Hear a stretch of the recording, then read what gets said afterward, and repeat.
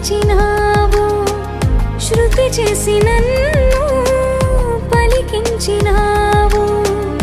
ఈ స్తోత్రగానం నీ సొంతమే. ఏదో ఆశ